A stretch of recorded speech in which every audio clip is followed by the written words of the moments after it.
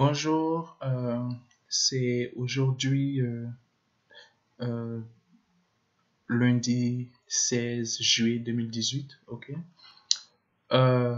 Cette vidéo, c'est la vidéo numéro 3 de la rubrique La minute du génie civil, ok? La vidéo numéro 2 m'a causé beaucoup de problèmes, donc ce que j'ai décidé cette fois-ci, c'est comment on appelle ça, de time, ok? Donc j'ai décidé de mettre un temps à cette vidéo. À chaque 10 minutes, ça va se couper, ok? Et donc, cette vidéo est sponsorisée par Rituel Café, ok? Et le magasin à ma tendance de Port-au-Bouet à Abidjan. Nous allons parler aujourd'hui des landfills, ok? De leurs objectifs et de leur maintenance, ok? Les landfills, ce sont des endroits où on enterre des ordures, ok? Et toutes les vidéos que je fais, ok? Tous les problèmes que j'expose, ce sont des problèmes qui sont dus ou qui sont vus plutôt dans nos pays africains, ok? Qui sont, je dirais, pas très compliqués à maîtriser, à contourner, mais euh, je sais pas, quelque chose n'est pas fait, et je sais pas pourquoi. Et donc, on va parler des landfills, on va parler de comment est-ce qu'ils s'opèrent, comment est-ce qu'ils fonctionnent. Le problème, c'est pas de ramasser les ordures partout dans la ville, c'est d'avoir un endroit où les déposer, où en disposer et qui ne va pas créer des maladies, qui ne va pas créer des conflits avec les résidents dans les endroits où les déposer. Ce sont ce sont des dépositoires, j'espère que le mot est correct, ok, j'ai déjà dit que je ne sais pas trop parler français, des endroits, sont des endroits à ciel ouvert, ok, c'est pas bien, ok, donc il faut pouvoir les enterrer et là, il y a un dispositif hydraulique qui est en bas et c'est de cela que nous allons parler, ok. Donc, un landfill, c'est comme ça il se présente, ok. Quand vous voyez un landfill, c'est retiré de la ville et c'est comme ça qu'il se présente. Ça, c'est un landfill un peu moyen, ok? Il y en a de moins sophistiqués, il y en a de beaucoup plus sophistiqués que ça. Là, cette partie en noir, là, c'est la partie la plus importante, l'une des parties les plus importantes. C'est ce qu'on appelle le liner, ok? C'est une membrane géotextile, ok? Et ça empêche l'infiltration de l'eau, ok? C'est pour rendre cette zone slopée, là, cette zone l'angle, comment on dit ça en français, cette pente, ok, cette pente assez imperméable, ok, mais l'eau finira par pénétrer, mais on veut quand même que ce soit imperméable. Et ce qui est très important, c'est cette partie ici, ok, on l'appelle active cell, ok, donc c'est la cellule active, c'est là qu'on verse les ordures actuellement. Et ces camions qui sont là, quand les camions d'ordures viennent verser les ordures, ok, eux, ils viennent les aplatir, ok, ces machines-là viennent les aplatir, les aplatir, les aplatir, les aplatir. Il faut que ce soit plat. Et pourquoi? Parce que à la fin de la journée, ok, on arrête les camions, ok, et on fait ce qu'on appelle un daily cover. On prend une couche de sol là et on renverse là-dessus, on couvre. Et pendant le daily cover, on doit avoir at least 1 foot, au moins 1 foot. 1 foot, c'est un tiers du mètre à peu près, ok? Parce que 1 mètre doit être égal à 3, il faut 3,28 foot pour faire 1 mètre, ok? Donc, il faut que ça fasse à peu près 30 cm, ok? Et quand ça fait les 30 cm, moi je viens, j'ai une manière de savoir s'ils ont fait les 30 cm de couverture. Et puis, on est ok pour la journée, on attend le lendemain, ok? Mais toutes les ordures doivent être couvertes.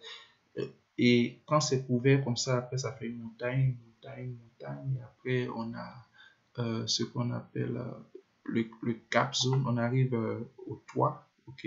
Voilà, comme la montagne, au sommet de la montagne. Et on doit couvrir on doit cap la cellule pour ne plus que l'eau s'infiltre, ok? Et pourquoi il y a un problème avec l'eau? Parce que quand l'eau s'infiltre, l'eau se mélange à ces ordures et ça crée un liquide assez toxique qu'on appelle le leachate en anglais. Et le leachate s'appelle en français l'exiviate. Ok, c'est le mot français, l'exiviate. Et il peut aussi s'appeler percola. Ok, et ce percola là, on ne veut pas qu'il touche le groundwater. C'est pour ça qu'il y a un dispositif en bas qu'on appelle un sump.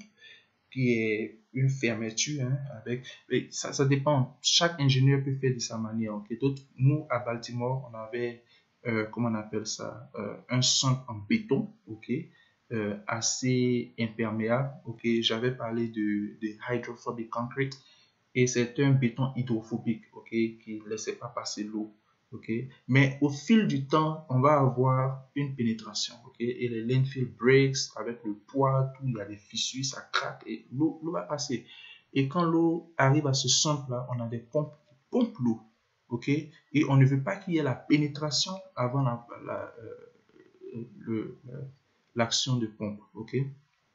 Donc, et c'est en cela que le dispositif est pour pouvoir retenir l'eau, pouvoir pomper et l'envoyer dans un leachate pond. Ok. Donc là, c'est un landfill en phase de construction. Donc ils sont en train de construire les pentes. Ok. So those parts here we call it side.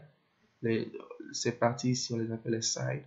Ok. Et si vous voyez ici sur ce side où la souris est, ok. Là il y a une pipe. Okay, qui rentre dans le sol qu'on appelle un riser. Okay, dans ce riser, on met une pompe, okay, qui est à la fin du riser. Et quand l'eau du leachate là arrive, est là, est présente, il pompe, okay, il pompe dans le sump là-bas, il pompe. Et quand ce riser là, la pompe, l'eau passe par le riser et ça va dans le manhole et ça va directement dans les ponts. Ok, et c'est ce qui est important parce que quand l'eau est contaminée par ce leachate là, on empoisonne la population et c'est très très dangereux. Ok, avant de travailler là-bas dans un landfill, on vous apprend comment est-ce que c'est toxique, comment est-ce que l'eau rend malade une population, comment est-ce que les ordures non couvertes rendent malade les populations et c'est pas bien. Ok, et si vous avez remarqué, pour ceux qui vivent aux États-Unis, ou dans les pays un peu industrialisés qui ont des landfills où la pollution de l'air est assez suivie. Quand on arrive en Afrique, on se sent malade après quelques temps, mais quand on revient ici, ce n'est pas. Parce que il faut s'occuper de l'air, ok?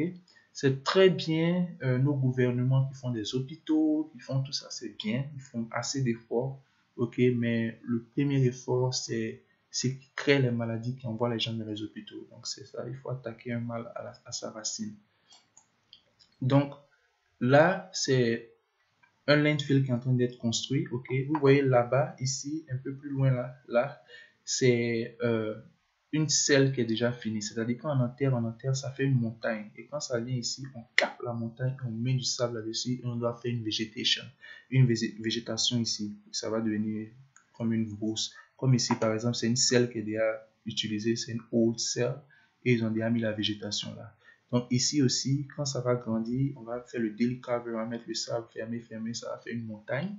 Et quand ça va finir, quand on va arriver ici à ce sommet-là, et on va faire un autre slope qui vient ici pour finir la montagne, on va cap. Donc là, ça peut prendre 4 à 5 ou 6 ans pour arriver à ce niveau-là. Ok? Et là, ici, c'est un pond, mais ce n'est pas un leachate pond, c'est ce qu'on appelle un sedimentary pond.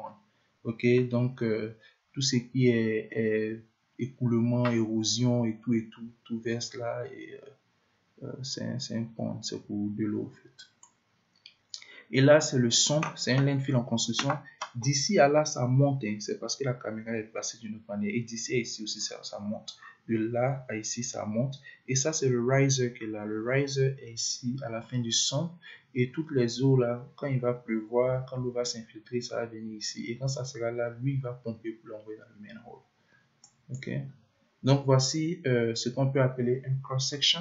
Ok. La vidéo peut se couper à tout moment. Donc quand ça va se couper, je vais faire la partie numéro 2.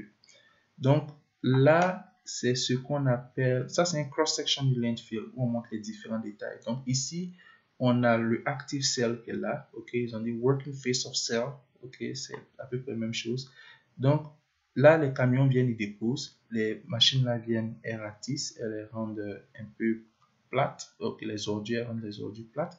Et ici, c'est un camion, pas un camion, c'est un equipment qui vient faire le daily cover. Mais le daily cover ne se fait pas en même temps qu'il y a le ratissement, en même temps que celui-là se remplit. Donc, on attend. Si le landfill a ouvert à 6h30 ou